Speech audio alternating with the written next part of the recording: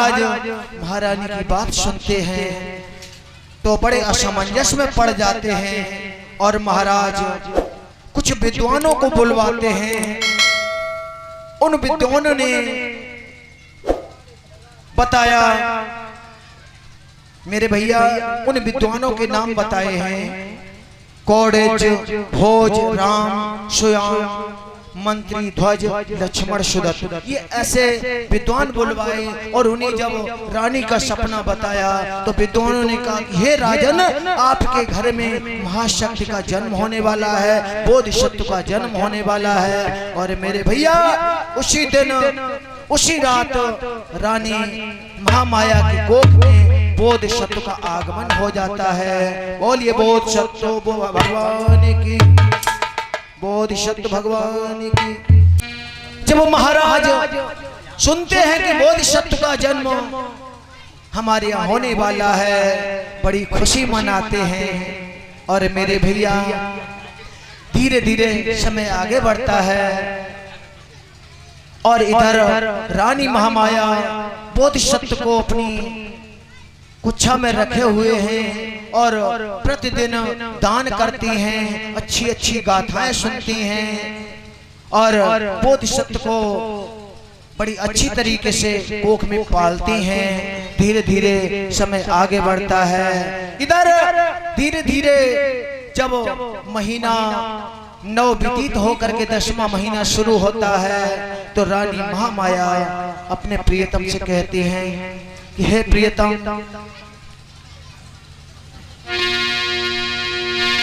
पूर्वजों की परंपरा अनुसार अगर प्रथम बच्चे को अगर पीहर में जन्म देते हैं तो ज्यादा अच्छा माना जाता है। तो रानी महामाया अपने प्रियतम से कहते हैं, हे प्रियतम, हे प्रियतम, हमें हमारे पीहर भेज दो। तुम महाराज सुनते हैं और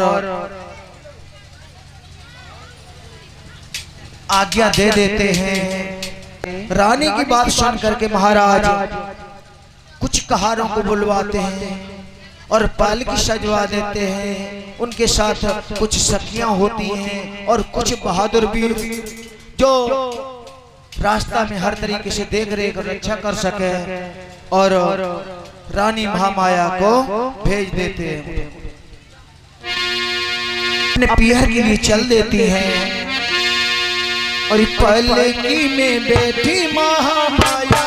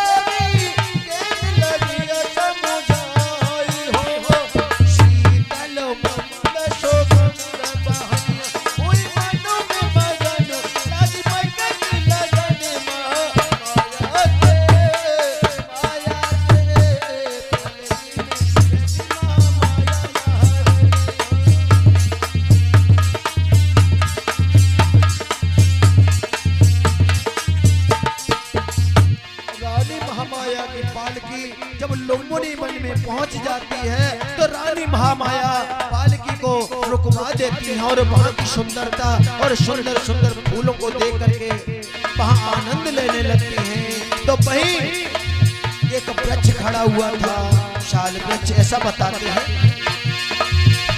और एक हवा झोंका नीचे डाली गया झुकाई हो।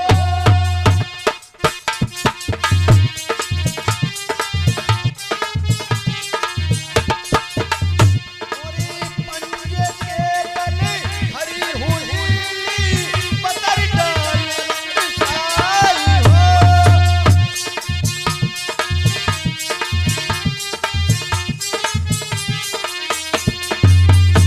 और ये डाली ऊपर गई हवा में झटका गई लगाई हो। शब वेदना उठी है लगनी।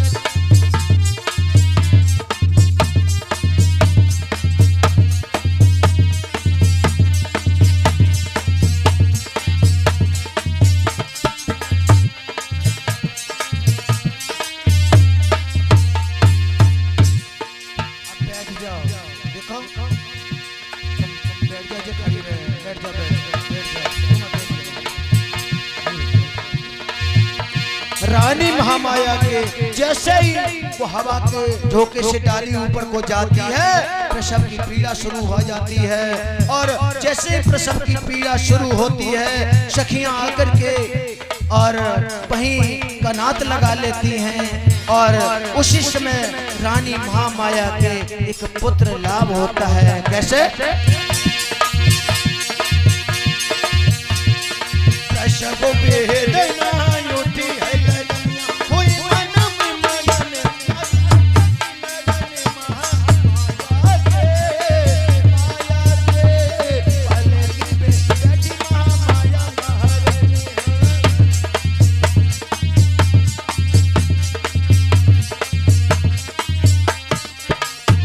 मेरे भैया, उसी समय बोधि संत का जन्म हो जाता है। अरे उसी समय माया के को जन्म राजकुमार हो।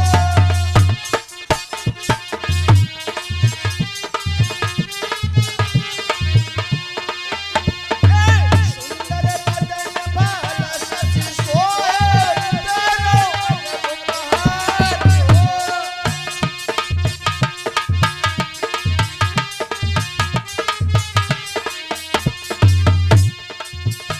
और ये खुल गए भागिलू मोनी बन के बाबूती अवतार रे। गोदी चरण में जनु वेद लगनिया, हुई मन में मगन लागी मायके की लगनी। माया के पलकी में बैठी महामाया महारानी।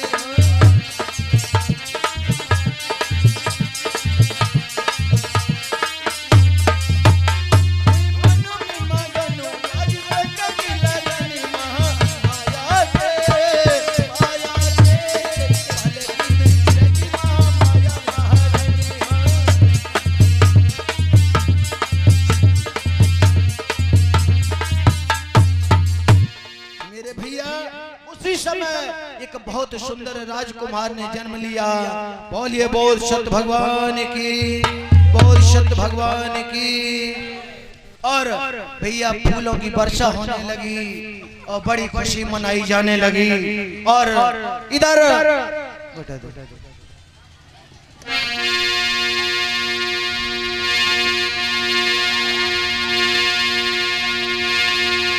अब आप लोग जब महाराज सुनते हैं, महाराज को हरकारा करके खबर देता है। हरकारा खबर देता है, थोड़ी देर घूम गई। हरकारा आकर के बताता है कि महाराज आपको पुत्र लाभ हुआ है। महारानी ने एक सुंदर पुत्र को जन्म दिया है जो अन्य बालकों से थोड़ा भिन्न है, बहुत ही सुंदर है, माथा चमक रहा है। और मेरे भैया जैसे ही राजा शुद्धोधन सुनते हैं,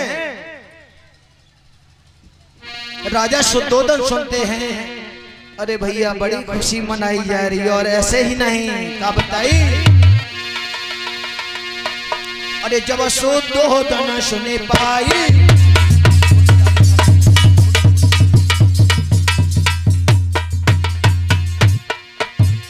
और जब सुतोदन सुनी पाई और अति खुशी हृदय में छाई।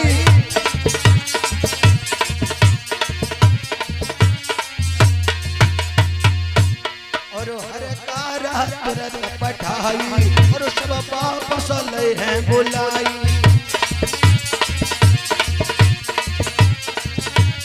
और ऐसा ही नहीं और बजते बधाई रंग महल में चौलंग खुशियां जड़ रही हैं।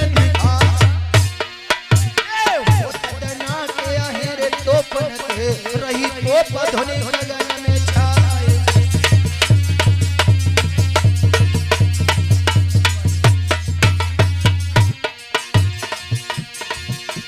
बड़ी खुशी मनाई जाती है। और अगर बंधन पार नगर सजो है कोई रही फूल में गिरे बौछार। और भटका भी यश गाय सुनावत कोई रहे भजन राज दरबार।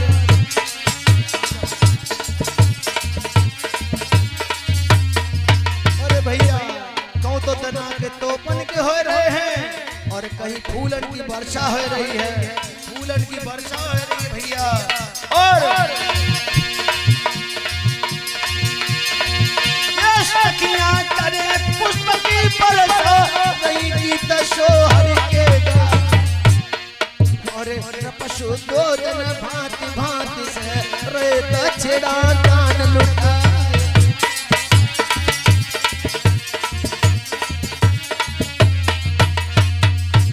अब तो राजा शुद्धोदन दान दे रहे दान। और दोदन भांति भांति से रे दक्षिणा दान लुटाए।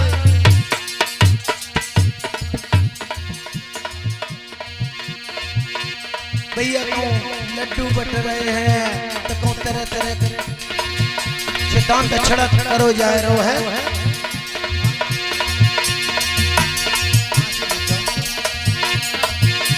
अब तो कपिल वस्तु शुक्र धाम अब तो कपिल वस्तु किया भूमि जगति को पावन हुई गई है। अब तो कपिल वस्तु किया भूमि जगति को पावन हुई गई है।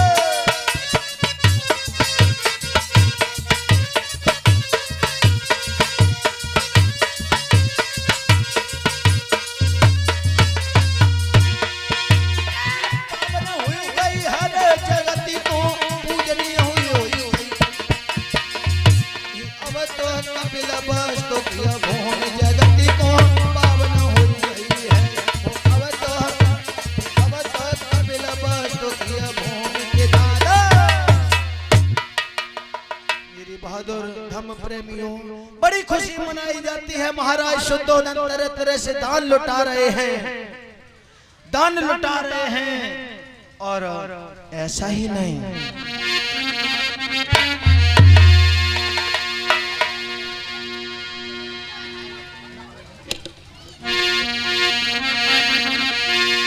बड़ी खुशी मनाई जा रही है।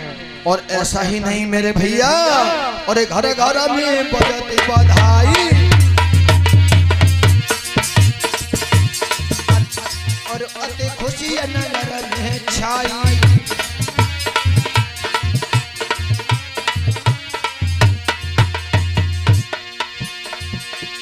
अरे आपस में सखी बतलाई और जनवेदन तब सुन पाई।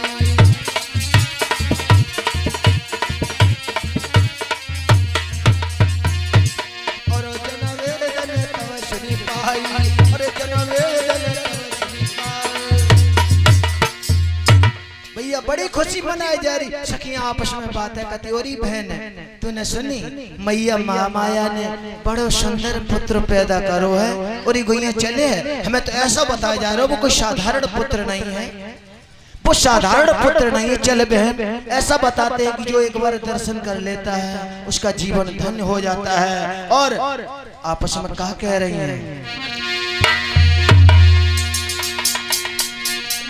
और मैया ने जाए ललना सोनारी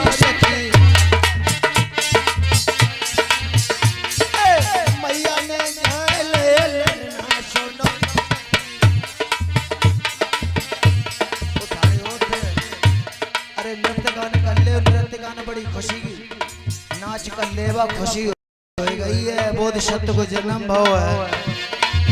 मैया ने जाए ललना सोनोरी सखी रानी ने जाए ललना सोनोरी सखी। मैया ने जाए ललना सोनोरी सखी रानी ने जाए ललना सोनोरी सखी। ये मैया महामाया ने ललना जी आए। मैया महामाया ने ललना जी आए। मैया महामाया ने ललना जी आए। मैया महामाया ने ललना जी आए। और ये तरुण भोज को भवना सोनोरी सखी रानी ने जाए ललना सोनोरी सखी। रानी ने जाए ललना सोनोरी सखी रानी ने जाए ललना सोनोरी सखी। और पुण्य कर्म सुतोदन जी के और आई गो सुंदर और आई गो सुंदर सुवर्ण सोनोरी सखी रानी ने जाए ललना सोनोरी सखी। रानी ने जाए ललना सोनोरी सखी माया ने जाए ललना सोनोरी सखी। दर्शन करे मैया सुत के चलोरी सखी। और महल न पड़ गयो ललना सोनोरी सखी रानी ने गया हो सोनोरी सखी। रानी ने जाए ललना सोनोरी सखी रानी ने जाए ललना सोनोरी सखी। मैया ने जाए ललना सोनोरी सखी रानी ने जाए ललना सोनोरी सखी। रानी ने जाए ललना सोनोरी सखी रानी ने जाए ललना सोनोरी सखी। ये दर्शन करूं मैया सुत के चलोरी गुइया।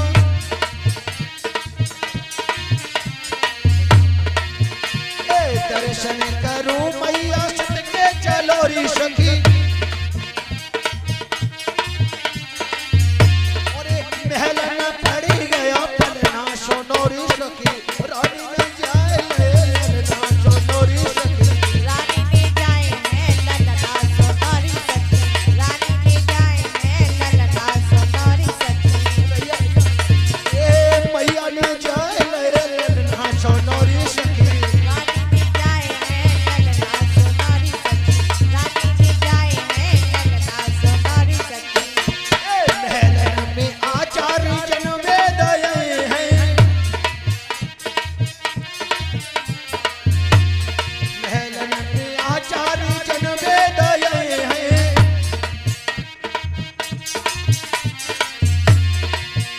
और साथ में अपने भंते जी को लए हैं।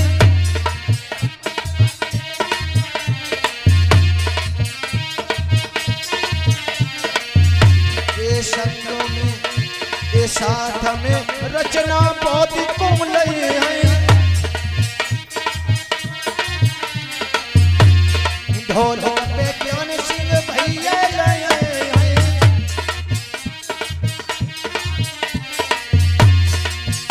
और विक्रम राणा जी को संग में लए हैं।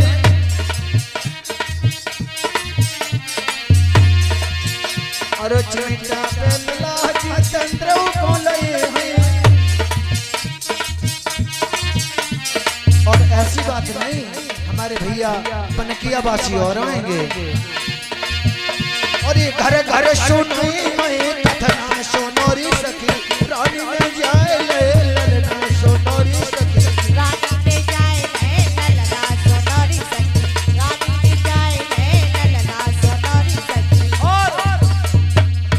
कैसेट रिकॉर्डिंग कराने के लिए तानिया भारती स्टूडियो हरिपुर हाथरस वाले अरविंद भैया बोल रहे हैं साथ।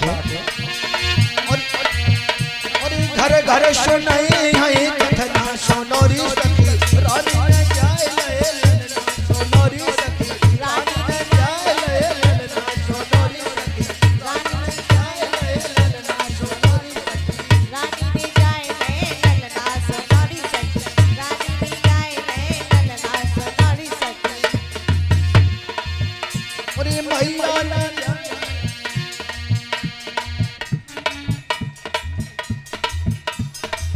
भैया हमारे अंजू भैया और आए हैं 100 रुपया लेके भगवान बुद्ध के जन्म पर राजकुमार के जन्म पर खुश होए के दान करबे के लिए।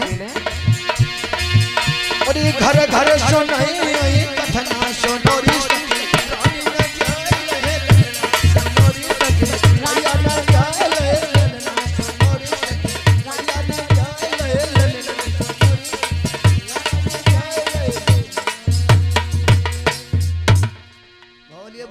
भगवान की दया हो।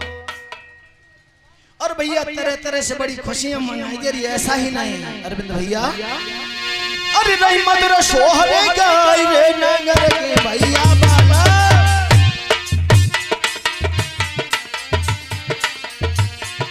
ये फूल नहीं बरसाई रे यारी है मेरा लाला।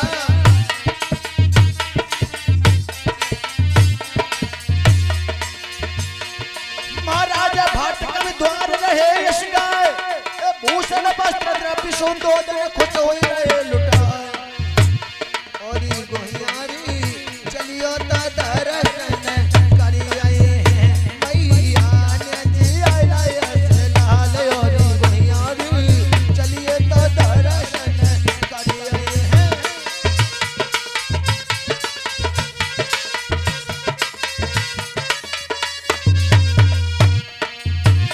मैया ने जी आया लाल। और गोहियारी चलिए ता दर्शन। इधर मेरे भैया बड़ी खुशी मनाई जाती है और चारों तरफ खबर फैल जाती है महाराज शुद्धोधन के यहाँ एक बहुत ही सुंदर और विलक्षण पुत्र ने जन्म लिया है जो कोई साधारण नहीं है।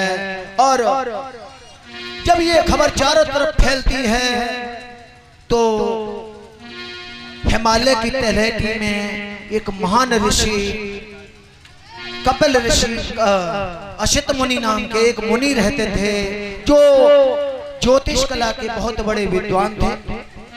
जब उन्होंने सुना कि महाराज के यहाँ बोधिसत्व का जन्म हुआ है तो मन में विचार करते हैं आखिर अगर ऐसी बात है तो उन्हें जरूर देखना चाहिए। तो अपने भांजे काल देवल को साथ लेते हैं, वृद्ध अवस्था है और धीमे धीमे चलते हुए आते हैं। जब कपिल वस्त में आते हैं तो जैसे ही महलों के बाहर होते हैं उन्हें हरकारा महाराज से अनुमति लेकर के बुला के लाते हैं। और बताया है और सित मुनि राजू दर्श के काज महल में आए। अरे लख शुद्धोधन महपाल ने मुनि आदर कर बैठाए।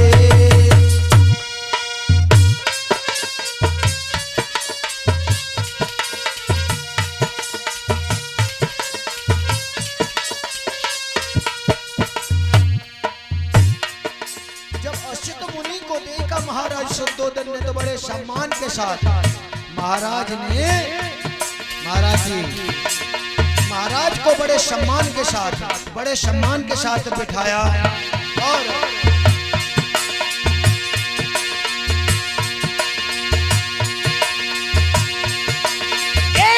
अत्यधिक प्रीति जो पुलक की रीत स्नेह लगाए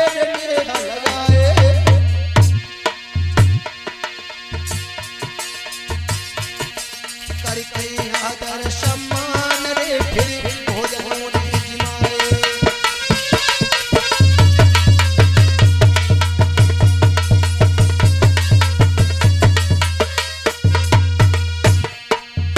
भारी सम्मान रे भोजन नहीं जिमाए।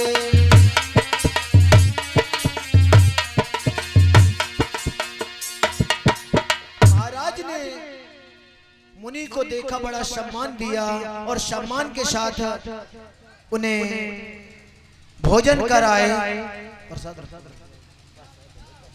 और बड़े सम्मान के साथ महाराज को सम्मान के साथ भोजन कराए।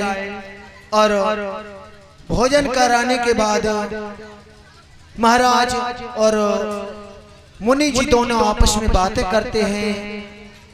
महाराज पूछने लगे, हे मुनि देव, आपका आने का उद्देश्य क्या है?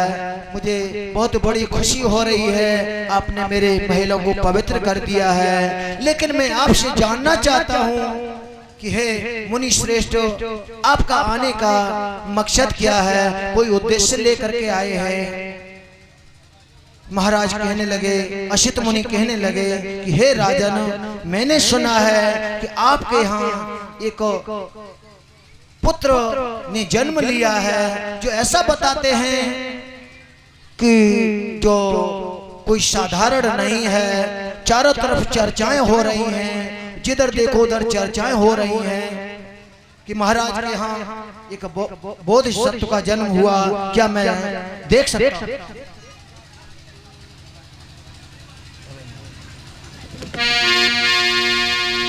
मैंने सुना है कि आपके यहाँ एक ऐसे पुत्र ने जन्म लिया जो साधारण नहीं है। क्या हम आपके पुत्र के दर्शन कर सकते हैं? महाराज कहने लगे कि हे मुनि श्रेष्ठ, हाँ दर्शन तो कर सकते हैं आप, लेकिन अभी अभी हमारा बालक सोया हुआ है। अशित मुनि कहने लगे कि हे राजन, अगर बोधिसत्व होंगे फिर तो वो सो नहीं सकते, बोधिसत्व कभी सोते नहीं हैं। कृपा करके मुझे महलों की तरफ ले चलो, महलों की तरफ ले चलो और मुझे दर्शन कराओ। तो जब अशित मुनि और राजा जब चल के जाते हैं तो जब देखते हैं कि लाडला अपने बस लाडला लाडले को जब देखते हैं तो लाडला अपने पैरों को हिला करके संकेत देता है कि मैं नहीं सो रहा हूँ। जैसे ही अशित मुनि देखते हैं तो कहने लगे कि हे राजन, मैंने कहा था कि बोधिसत्व कभी सोते नहीं हैं। महाराज शुद्धोधन मन में विचार करते हैं कि लाओ हम अपने लाडले से मुनि का सम्मान करा दें और मुनि को नतमस्तक करा दें, अपने लाडले को नतमस्तक करा दें। लेकिन जब महाराज अशित मुनि के सामने जब लाडले को लाते हैं तो अशित मुनि ने जैसे ही देखा तो अशित मुनि के हाथ उनके पैरों की तरफ जाने लगे। मुनि जी पैरों की तरफ जाने लगे, यानी हाँ राजकुमार के पैरों की तरफ स्वयं अपने आप बढ़ने लगे। और महाराज जब ये नजारा देखते हैं और अशित मुनि पहले हंसते हैं बड़ी जोर से, और हंसने के बाद फिर रोने लगते हैं। अशित मुनि रोने लगते हैं।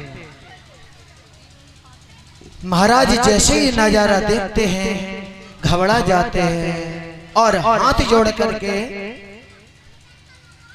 अशित मुनि से कहने लगे कि हे मुनि श्रेष्ठ, आप पहले हंसे और फिर रोए, क्या इसका कारण आप बता सकते हैं? क्या हमारा लाडला अर्ध उम्र में ही चला जाएगा? आपका रोने का कारण क्या है?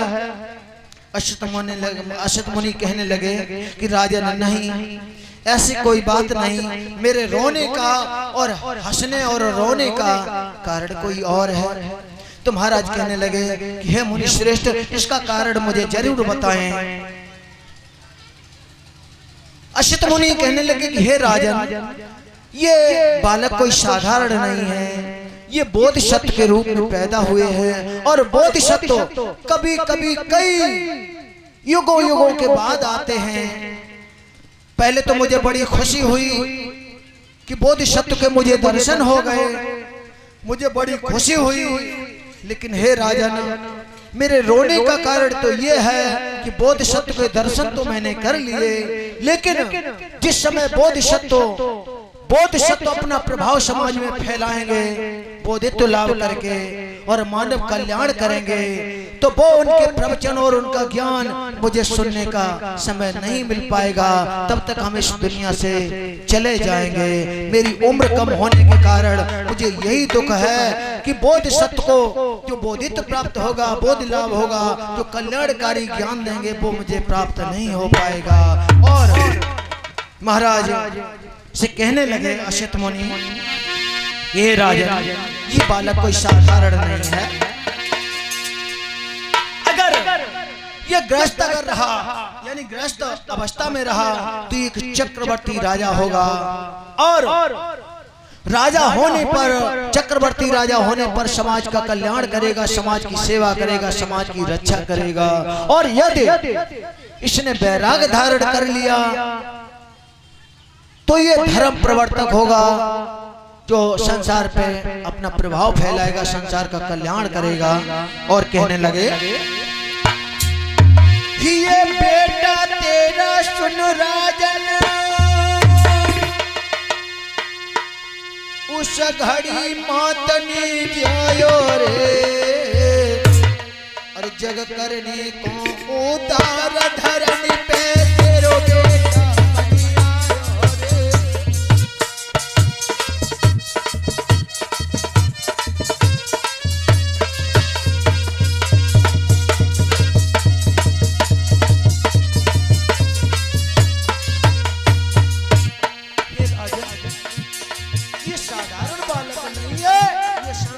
कल्याण करने के लिए आया है, संसार का उद्धार करने के लिए आया है। और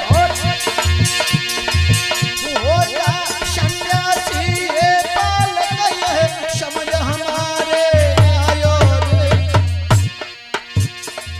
सुनी वचन पति संगोचाई गए, सो मुनि वचन सुनायो रे।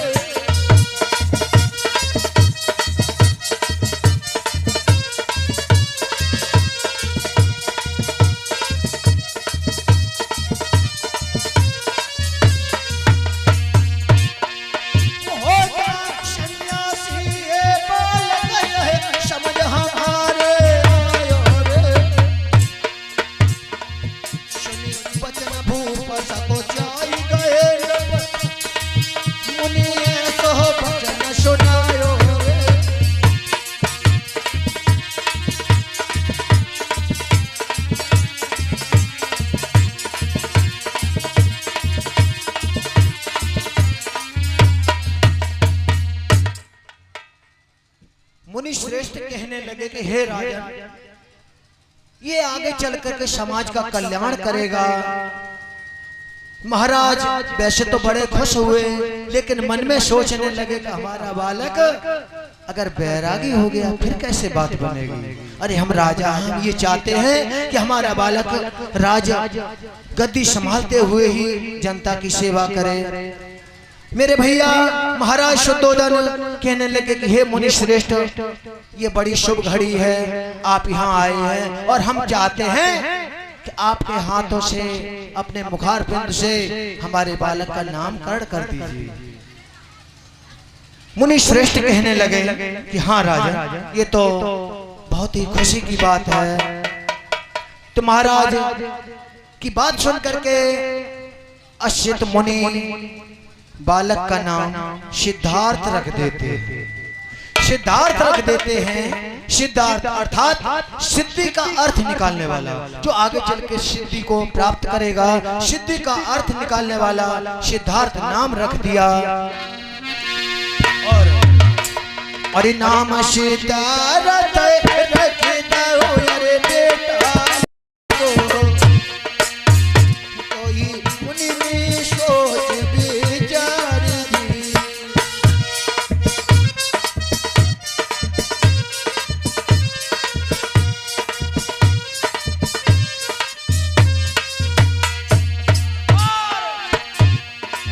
कहे मुनि दी कर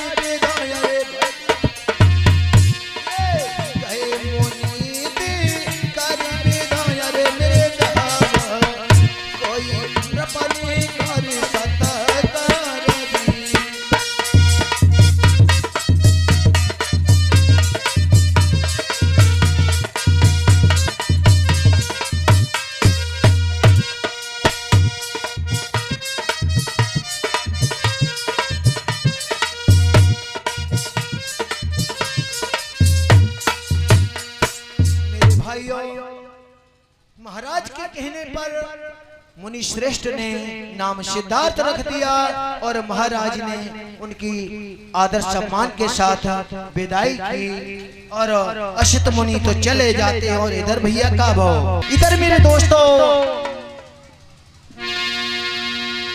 मुनि श्रेष्ठ असित मुनि बेटा का नाम सिद्धार्थ रख करके और चल देते हैं। महाराज शुद्धोधन उनकी बड़े सम्मान के साथ विदा करते हैं और कुमार को रख के नाम गए निज धाम असित मुनि राई। इतना कर को कछुहाल रे देव बतलाई।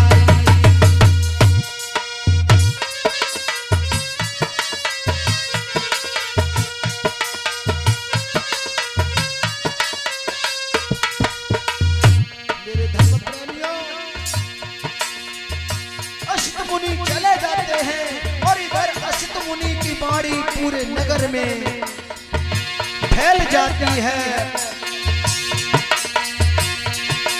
इतना नगर को कछुहाल रे देव बतलाई।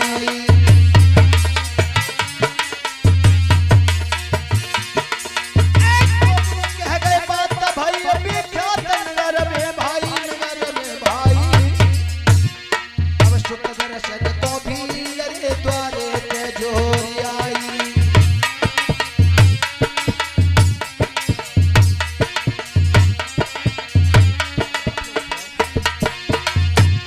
अब सुख दर्शन को भी अरे द्वारे पे जोरी आई।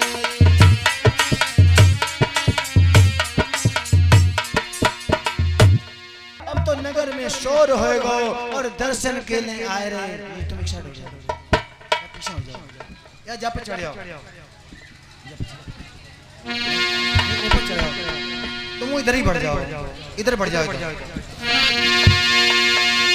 अरे आबे व्रत पुरुष अरुणारी दर्शन पाई खुशियां कोई भारी।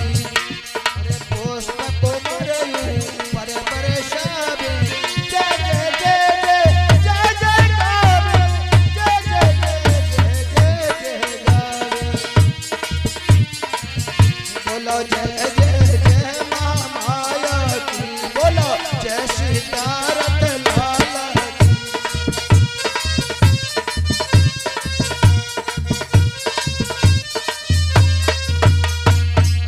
बोलो जय जय जय महामाया की, बोलो जय सिद्धार्थ लाला की।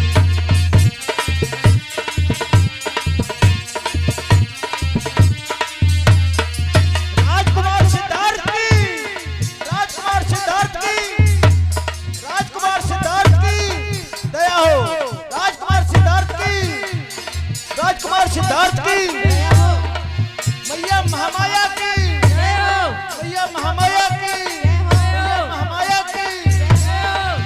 बोलो जय जय जय महामाया की, बोलो जय सिद्धार्थ लाला की।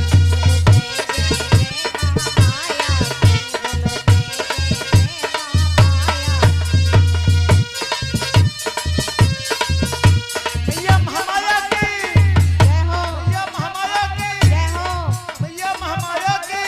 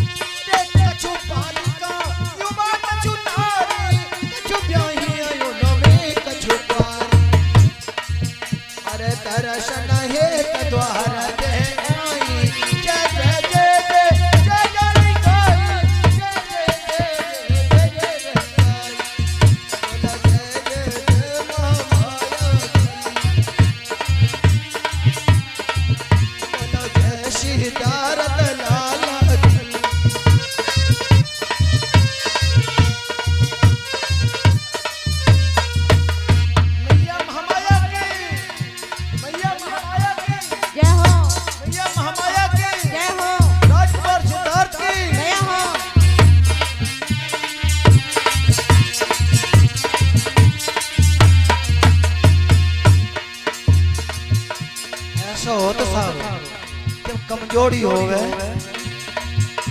तो ऐसी बात नहीं कहा उसे काम में भैया उनको काम तुम करवा दिए भाई तुम करवा दिए। तुमने लोगों ने उनको साथ नहीं दो इसीलिए बेहू जयकारे नहीं लगाए रहे। अगर तुम लोगों ने साथ देते जयकारे लगवाते बे तुम साथ देते तुम्हारी जमा लपत की रोटी पच गई। हमने कही इतनी जोर से जयकारे लगाओ कि बहुत दूर तक आवाज जाए। आप लोग जयकारे लगाओ बोलो जय जय जय महामाया